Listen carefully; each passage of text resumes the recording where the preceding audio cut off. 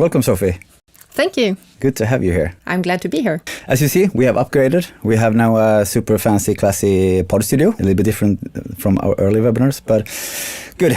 The reason behind that is that we will have around 35-40 minutes maybe of interesting conversation about a retail-driven open network. Yeah. And at least from my point of view, I've been super excited about this one because it's, I love the concept, of course, that's one. And also have the opportunity to speak with you about it and actually hear all about the background, hear all about sort of your thoughts, your ambitions with it, all the pros and maybe some cons, the lessons learned and all that. But before we get into that, should we make a quick introduction round so people know who's actually talking today? Yes, I think that is a great plan. Yes, I can start. My name is Fredrik Fenberg. I'm the head of sales at Cleveron, and I'm also working very closely to you at ICA. And I have been a part of this journey for some time now, and I have seen it growing from almost from week to week actually, because we are having a quite a ambitious pace when we roll out into new stores. So I'm super excited to be here with you today. And you are? My name is Sofie, and I'm working as the head of parcel solution at the ICA Group, Sweden's largest grocery retailer. My responsibility is our system or our business ICA Utlämning, that is our parcel service offering in our ICA stores. Nice. Have you been an ICA member for quite some time now? It depends who you ask, I think. I have worked at ICA since 2018, so it starts to be some kind of year now. Yeah, that is getting close to 10 years. Yeah. Almost. Yeah. And I have been in the logistic part and have the background in innovation, actually. Yeah. And I also do know that you worked for quite some time with another big grocery retailer in Sweden. So you could say that you're a grocery retailer guru, maybe. Yeah, I think I actually started this weekend to count, and I come up that I have sampled 20 years in the logistic part from retail grocery. That is something, right? Yeah, definitely.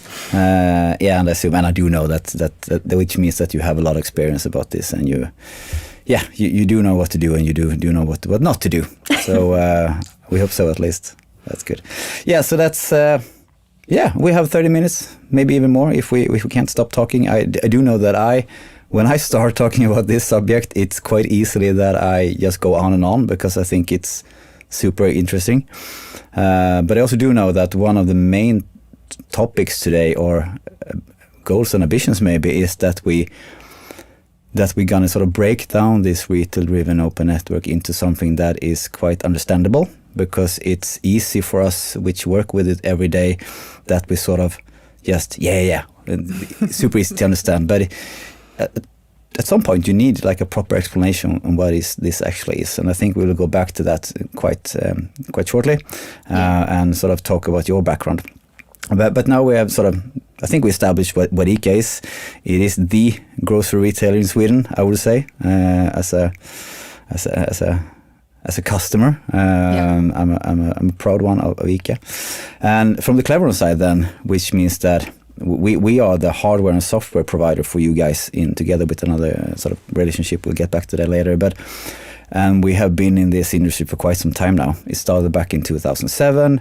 We have worked with last mile logistics since then. It both contains parcel lockers, but also the one and truly unique parcel robotics, which we call internally Forward 2. But we will get back to that later, because that is a very big chunk of this collaboration, I would say. Yeah, definitely. Yeah. So, and we are an Estonian company. We have the head office in Estonia with 3 different offices in Estonia, and we also have people all over Europe, we used to say. But that's how it is. And today we are actually sitting in ICA's home country, Sweden. Yeah. Good. Yeah, but let's get to it. ICA has worked with parcel for quite some time now. Yep. And I do know that this started for quite some time ago.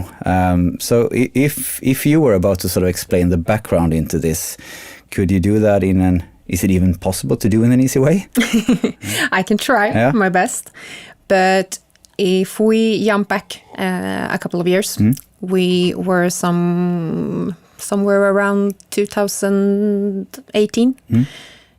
We had a shift in the market because the parcel volume started to grow rapidly. And that created a challenge inside of stores. Because with those rapidly growing volumes, we had hard time to actually working with those parcels, where to store them. Where to store them, and also the time management to actually handling the parcels, and to also have a good customer journey inside the stores with this kind of service. Because if you look at it, your store's fairly new, most of them anyway, but they are rebuilt, reconstructed. But most of the time where these stores were built, I can assume at least that they weren't built with this kind of parcel volume in mind. No, not at all. No. If we're going back, like we had one giant one here in Sweden that was quite the largest one for a long time, and that was the one that the stores was built for. And a lot has happened in the market since then as well. We have lockers coming up, we have new carriers in the market, and I think it's important that we also changing in the environment as well. Yeah, so we go back to 2018, we can see that ICA were the sort of preferred choice of picking up your parcels even then, even more now I think. We could get back to that, but so to sum it up, you did see in your stores that the parcel volume growth quite rapidly. Yeah. You can see that you didn't have a good solution to take care of it, but you also at the same time did know that, we need those parcels within our stores because the customer sort of expects it. Yep. And it's one of the biggest sort of challenges or to handle that, but it's also a very big USP that you have all these parcels, because people, they come in and pick them up, and at the same time they do that, they will do some other things like shop in your store. Yeah. So that's good. So, and if we go back to 2018, I think people can remember, and now we're talking or sort of like a purely Swedish perspective of this, but we could see that together with you that there were solutions for this, but these solutions were driven by the couriers themselves, because they did see that, we need to hand out those parcels. So they started to talk to you, and they put up a couple of parcel lockers, either inside the stores or very close by on the outside of the stores. And but the challenge with this was that every one of those had their own system, right? Yeah, exactly. Because if we also remember, this was a little bit pre-pandemic, and then we went into the full pandemic. And back then, the parcel volume started to grow really, really, really fast. If we say that it was rapidly before, this was like really fast. So what we saw that was, okay, now we have not just one big player in the market, we have a new one, and it comes a third one and a fourth one as well, that also want space in our stores, because they also have they also have parcels to handle out to the customers.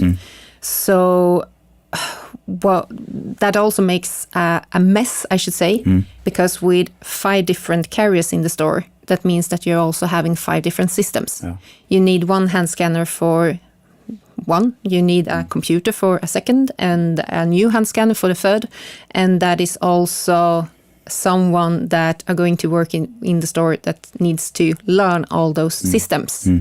So we put a lot of time to educate our staff members to work with the parcels from all of those different carriers. And just to be able to hand them out. Yeah, exactly. Just to handle them out. And that is, I wouldn't say, almost a waste of time, don't you think?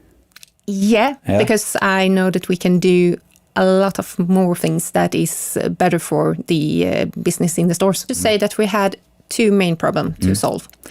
The time spent to handling parcels and the place to store them. And the answer to the time spent was the system, because we can cut time with the system. And the answer to how to solve the problem with place is the robotic and the lockers. If we're looking into the 402, for example, which is our parcel robotic. Yeah, exactly. If we're looking into that, the biggest one we have can handle 1,350 parcels. You can imagine to put those up on shelves instead, to leave them out manually to all the customers. That wouldn't be possible. With the robotic solutions from Cleveron, we can actually work with the ceiling height in the stores. And I think that is genius, because that is waste space. Which also means that you're utilizing space that you didn't utilize before. Yeah, exactly. And what is really important in the store, it's to free space from the floor, because floor space is for selling goods. Not handling parcels. Exactly. I think that everyone that's have at least one foot in retail can agree on that. It's space is everything, and you need to quite wisely decide on how to use your space. So I think this is a tremendous solution for that sort of challenge. If you go back in time, you started to see a growing amount of parcels coming into your stores. You worked with different type of couriers in different type of stores, I assume. And I think this was sort of the embryo to the actual reason why we're talking today, which is the retail-driven open network. And I do also know that this, I wouldn't say that we invented the term together with you, but we sort of did anyway. You can maybe put a lot of names into it, but we have decided to call it the retail-driven open network. But if you would have explained that concept to someone that has sort of zero knowledge about the last mile logistics and how things works, how would you describe it? What is a retail-driven open network? Wow. That's a $10,000 question. Yeah, so, exactly. And also the most important one today. To do it in a simple way as well. Yeah. I would start to say that it's an open carrier agnostic network where multiple logistic providers, the carrier, can share this same physical and digital infrastructure, I should say. And what is that then? And what does that do for the stores? It makes the everyday life easier in the stores to actually handling parcels. With this kind of setup, it's easier because we have the same system, you have the same hardware, you have the same software, you can educate the staff members in the same way. So you save a lot of time, and you also doing it in your own way. So to say, instead of sitting in the lap of someone, you are now in the steering the car. So you're driving the process. Yeah, exactly. At ICA instead of depending on someone else. Yeah, I should say that. Yeah, but I think that sums it up quite good. But because it's in the end, it's handing out a parcel, right?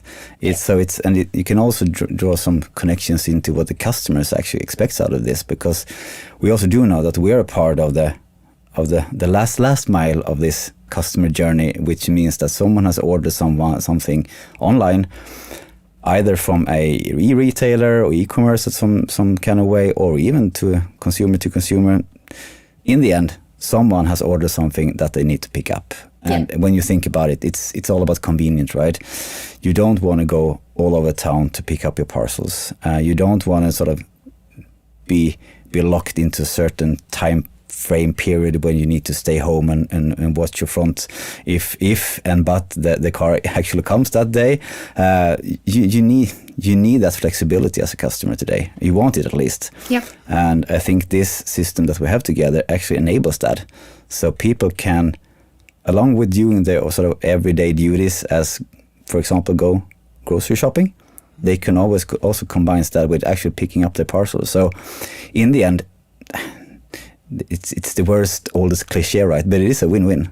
Yeah, definitely. Yeah. And we know, because we have asked our customers what they think about this situation, what they have when they are going to pick up the parcels. And 9 out of 10 says that they demand the ICA store to actually have this kind of service. And also, if we're going in a little bit deeper, 7 out of 10, they have ICA as their first choice, for both parcels and grocery shopping. So you said that 9 out of 10 people actually have a demand for picking up their parcel at the same time or in the same environment that they actually go grocery shopping. Yeah, definitely. And out of those, 7 out of those expect this to be an ICA store in Sweden. Yeah, if they can choose, they will choose to do it in the ICA store, both when they're picking up their parcels and shopping grocery at the same time. That's amazing numbers, right? Yeah, I think so. So when you decided to start with this concept in the early beginning, were there any sort of KPIs that you were more or less interested of? Was this something, what was the deal breaker about that? Or if there were any, I assume that it wasn't sort of just go with the flow. It was a calculated business case. Yeah. I should say the most important part was, of course, to do what the customer asked us for. And they didn't want to stand in queue. And they didn't want to go to many places to pick up the parcels. So we sold that. And the other part was, of course, to having a sustainability in the parcel handling. We need to do it with efficiency. We need to do it. We need to create something that also working for a long term. And if we look into the market, the prognosis back then said that in 2025, the market will be 65 million parcels, and 40% of them is in our stores at ICA. So you understand that we need to have something that actually working in day to day. Yeah. So I think that was the most important part when we start to actually listen to the customer and to have something that could work over time. Good. What would you say? This is also one of the sort of $10,000 question. If you had the opportunity to do this journey once more, what would you say is the sort of the key takings or key learnings that you will say or maybe send to someone else that's sitting in the same situation as you did a couple of years ago? To start earlier, I think. Good, I like that. Because it has opened so many new doors and it has changed the whole structure on the parcel service that we have. So it was an eye-opening. It's a much more nicer environment to go pick up a parcel now than it used to be back in of course. Before we started. You can do it in 10 seconds nowadays. Before you were in need to go to the kiosk area, standing in the queue, wait for 5, 7, 10 minutes, someone else before you, buying a hot dog, gambling, having some kind of customer support errand, and you were just waiting and standing and waiting and standing. So and it's always at those occasions where you have you're in the most hurry or you have the least amount of time that you can imagine, and you end up in those big lines. And that is actually something we can see that in stores that we have put up a parcel robot or a locker where the customer can go straight away and pick up the parcels. They are going to do that in a faster way than they did before. And I think that is because they don't need to plan to stand in that queue, actually. That was a part of it before. Will I go now? Do I have the time if it's a queue? But now you just need to go to the store, pick up your parcel and go on with your daily life. Be on your way. And that is, it's also important from a different perspective, because it's important from the angle of your capacity at the store, because the sooner the customer comes and pick up your parcel, their parcel of course, but from your solution, the better it is for the store, because that free up space. It makes a more even flow, etc. Otherwise it tends to be that people are coming at the same time during the day. It's when they know they have those maybe 10-15 minutes that when they need to stand in line, etc. But we kind of eliminated that. Yeah, definitely. And I think also if we're looking into the robotic solutions that we have in the ICA store as well, we're having all the space in the robots, but we're always using a back room as well as a storage room for the parcels. So it means that we can never be full. No. It's not like the locker you have standing out on the street. If you have 30 doors, you have 30 doors. In the store, we don't have that problem anymore. We have a huge robot or a huge locker And then we have a back room as well. So we can just go on and go on and go on with those parcels in that flow. Have you seen that develop over time? Of course you have, because the volume has gone up, right? But have you seen any changes in the customer behavior? I can see that people that can choose to pick up the parcels from a locker or a robot, they are more eager to do it. And I think that is because they don't need to think of, will I be stuck in this queue? Because the normal setup in our grocery stores is that you go to the pre-kiosk and you're picking up your parcel there. And that is also a crowded business area because we having the lottery, we having other gambling things, we selling hot dogs, we having customer support, we have a lot of things going on in that area. So I think if you know that you can come into the store, just pick up my parcel, I don't need to stand in the queue, and I can go on with my ordinary daily life after that. It's convenient and easy. I think that is a key when it comes to the change in the customer behavior as well.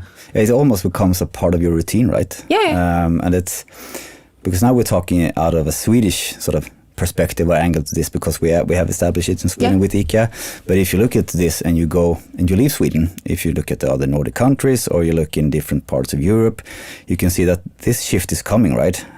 You could see that there are examples out there where we have 5, 6, 7 different kind of parcel lockers at the same spot, which it looks kind of bad. It looks messy. The customer doesn't really know where to go. And just imagine if you have more than one parcel to pick up, you might gonna need to stand in 2, 3 different lines. The locker might not be working, etc. So it started out as a good idea to have all these different type of parcel lockers, and I think it was a good idea in the beginning, but I think so too. But what we did was that we looked in other markets outside of Sweden. Estonia, for example, they were really early with a lot of locker companies that operated outside the stores, outside the malls, in the street area, everywhere. And we didn't really want our store environment to be like that.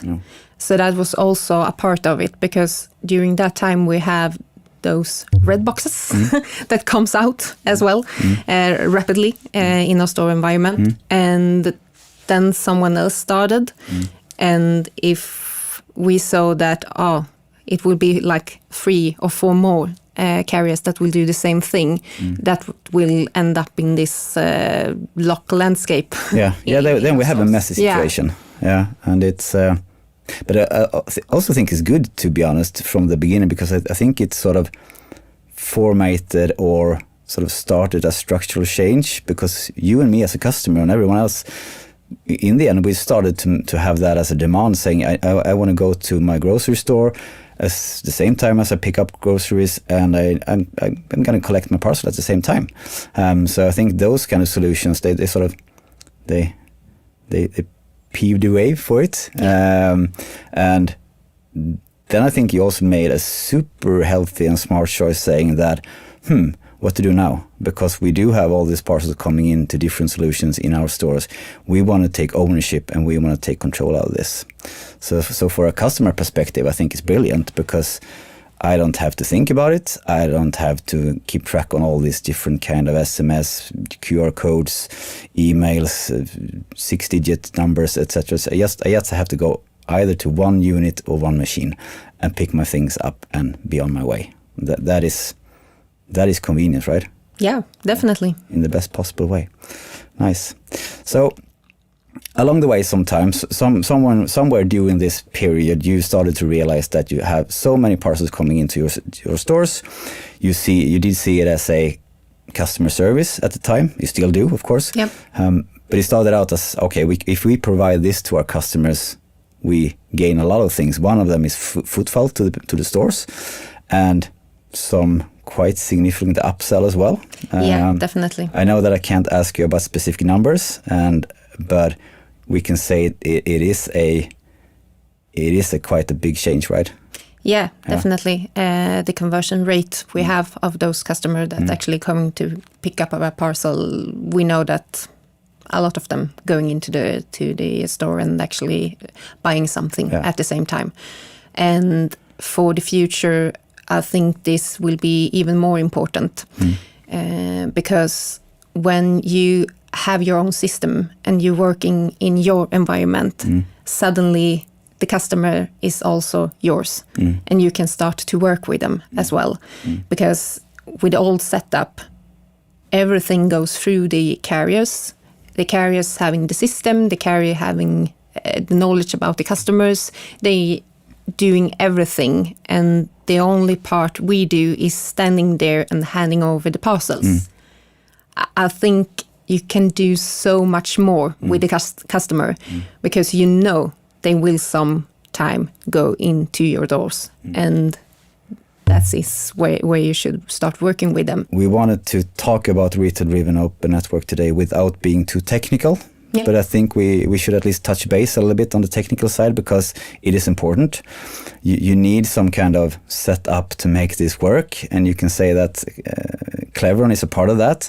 We deliver the parcel lockers and especially the parcel robotics for you, which we have integrated into your system.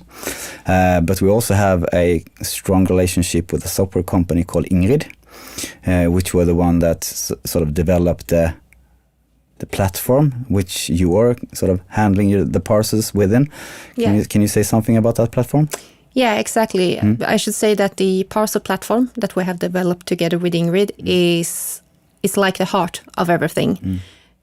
Because the carrier connecting through APIs to this platform, and from this platform we also connecting to Cleveron, to your cloud service through APIs as well.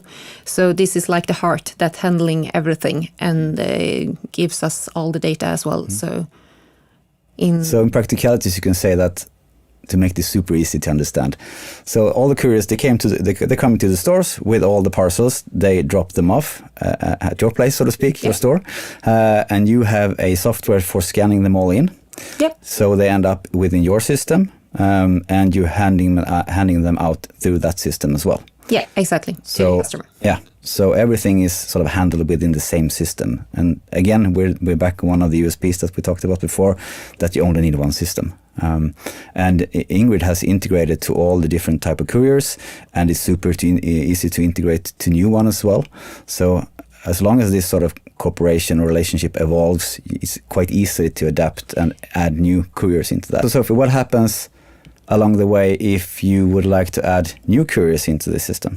I should say that it's really easy because the whole idea with the platform is that it should be easy to connect. So we have actually set up an easy protocol how you connect to the platform, and it's like standard regulation. So I think it works. It works with every carrier and with their system.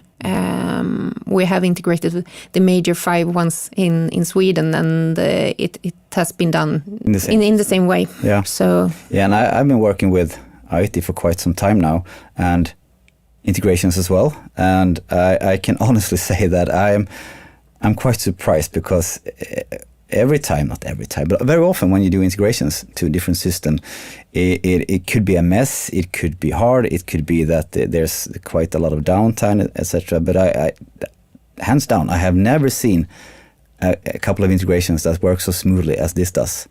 We never have an issue with those. It's super. It's quite amazing. So a small round of applause for Ingrid for making this happen. And it's in terms of our collaboration and relationship, all the 3 of us works together with this because we do need each other, right? Yeah. We have the hardware and also software because we're integrated to you guys at some end, and then we have Ingrid as a software sort of parcel platform? Can we call it like that? Yeah. And you provide the store and location for all this. So it is.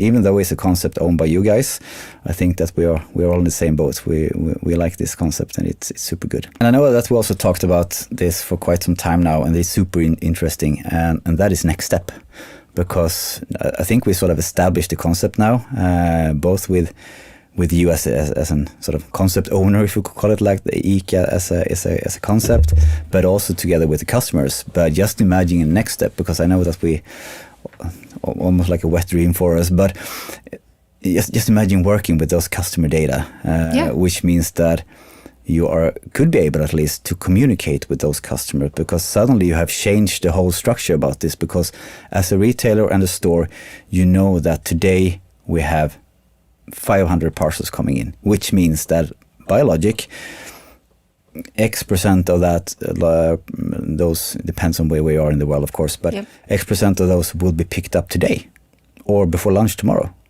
And then you can actually start working with that. You can have people knowing that, and that is the first step, I would say.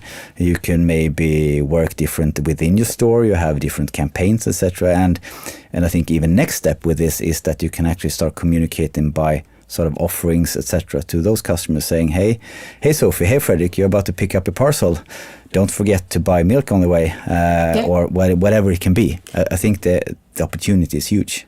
Yeah, this has created a whole new environment, I should say, for the future, and I was into it before as well. It has definitely opened some new doors. So I think we will see some other different way of working with the customers in the future as well, connected to this. And this will be really good for the stores as well to increase the upsell and the conversion of the customer. Yeah, I think so as well. And it's...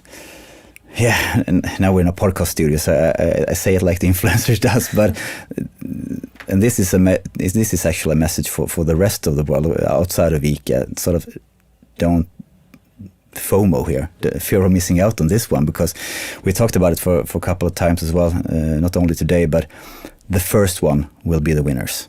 Yeah. So I will urge anyone that listening to this, or everyone that we talk to, don't wait. There's no time for that, because the parcel market and the last mile logistics, it's changing so fast. And as soon as you have established yourself as the pickup point within your local region or country, you will be that pickup point, and which means that you will have a lot of people coming to your store, and you have so many upsides with this. It's the increased revenue, it's the increased customer satisfaction, and people start to actually demand this from you as a retailer as well. Yeah, definitely. Yeah. And on top of that, we also having new regulation that is coming up from market to market. The last one is Germany, I think, right now. And if that is the way we're going forward as well, that it will be more regulated, where you can have parcel lockers. You can't have them on the street. You can't have 5 different ones outside the mall. Everything needs to come inside. Where should it be? I think the best point to have it is actually in the grocery stores, because the customer is already there. Yeah, and they go there, if not every day, every other day at least. So it makes kind of sense. Yeah, and I think the best part is that if someone else wants to do this, you don't need to reinvite it again. You can just jump up on the same solution as we have together with Ingrid and you. Yeah, because it is go-to-market ready. Yeah. We can take this system to any market anywhere in Europe. The rest part of the world as well. Yes, come on. Just go. Which is quite fantastic. Anyone are sort of listening to this and want to reach out either to you or to me, you're more than happy. Otherwise, I'm quite certain that we have already reached out to you, because we are quite eager to take this concept to new places as well. And I also do know that you are available to answer some questions or join a conversation on that, and I'm truly happy about that. So big thank you for today, Sofie. I think that we were able to break it down. At least the intention was to do that, and I hope we did it. I know that we will have a short Q&A session as well after this. Yeah. So if anyone that's listening to this have some specific questions or just want to know more, or whatever it can be, we're here to answer those. But for now, I say a big thank you to you, and good to have you here. Thank you so much, Fredrik.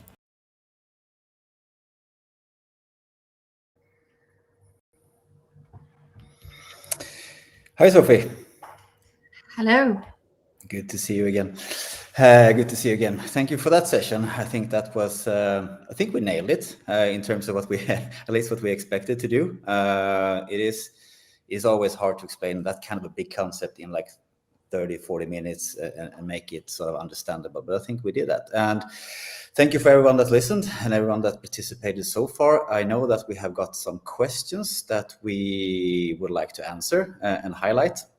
And of course, you can still answer questions if needed. So I think we go them one by one and see what happens. Agree? So the first one is, what is the capital investment requirement and the typical payback period? I think I can answer that.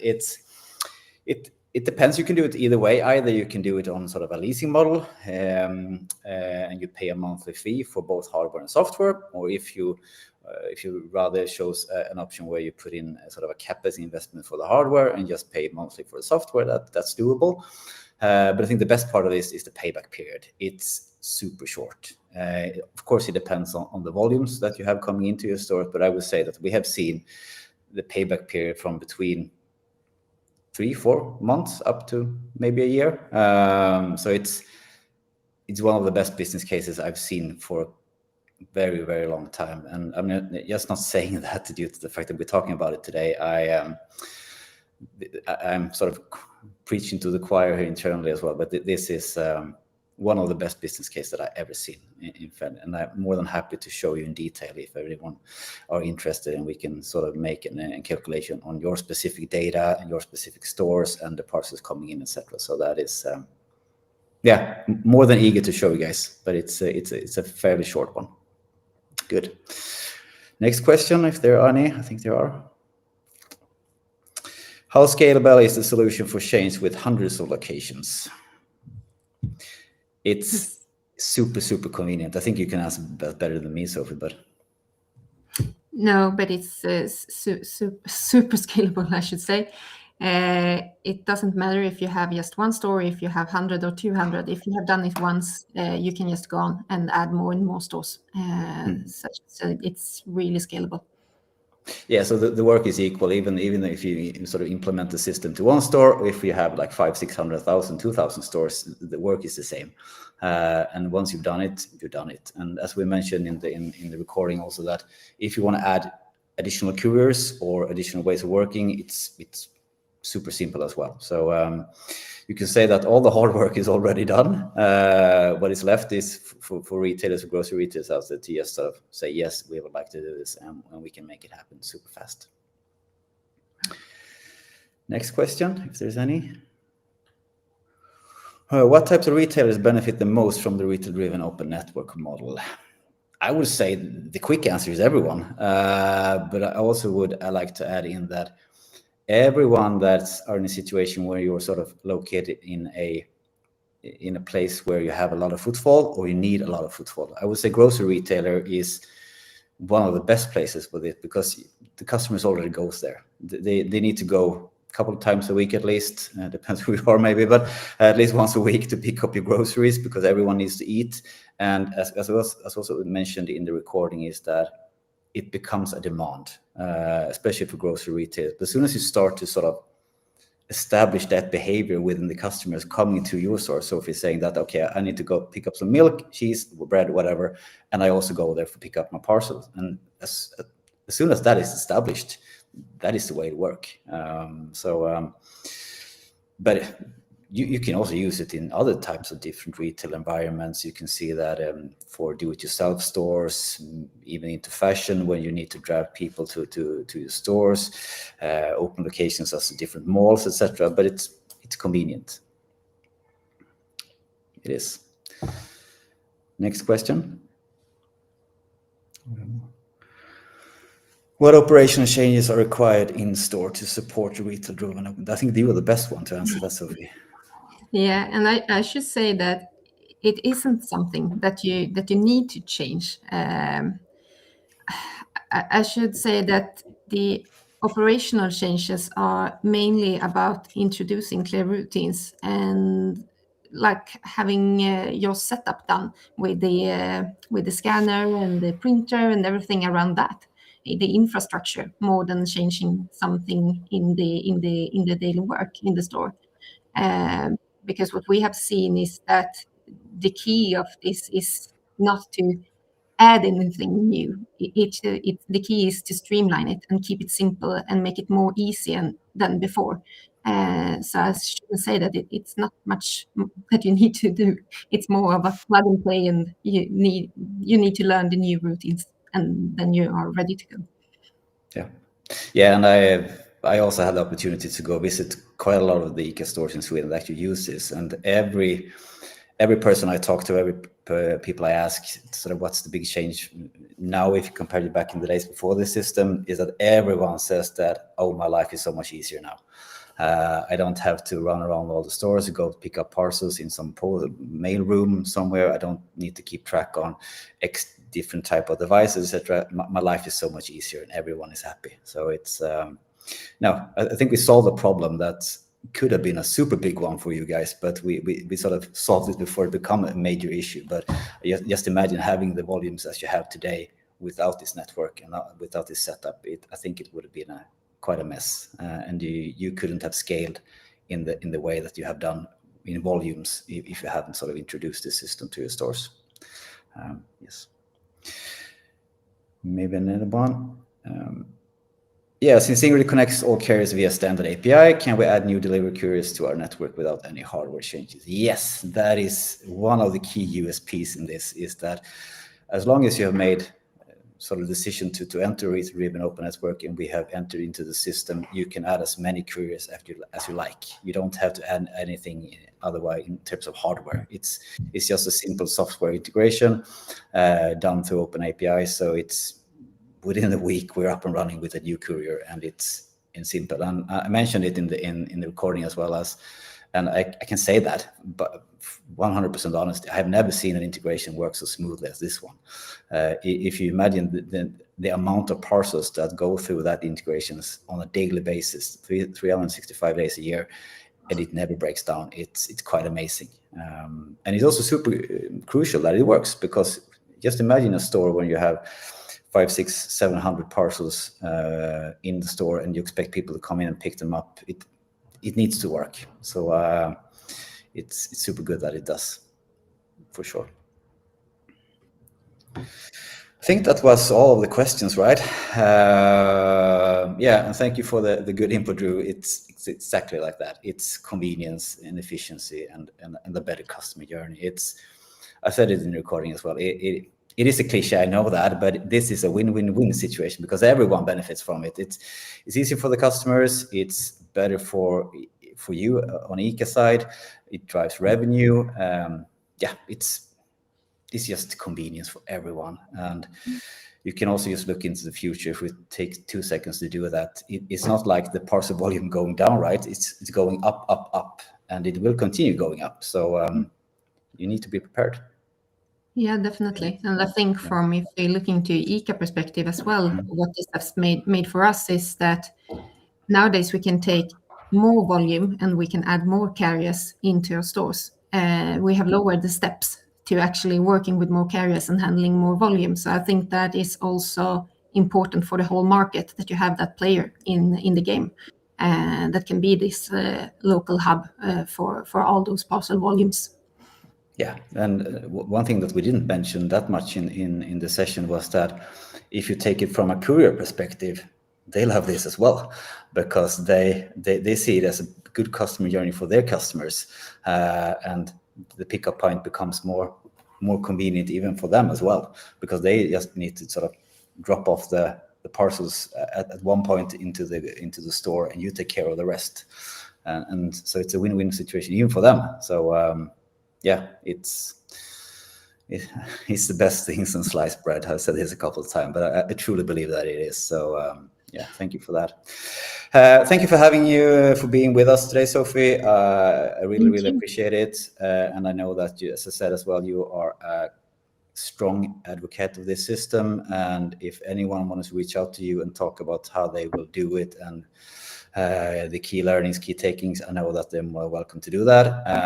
And of course, you're more than welcome to reach out to us as well, because we're in this boat together, as we said in the session. So we're really looking forward to take this to new markets in Europe, and we are ongoing with conversations already. So that is good as well. And just want to leave you with one thing today, and that is what I said in the session, is that don't be late to the party, because as soon as someone has established this in your market, if you're not the one, then you're second, and then you're behind.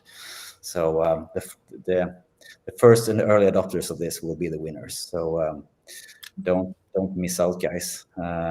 Great words, Fredrik. Thank you.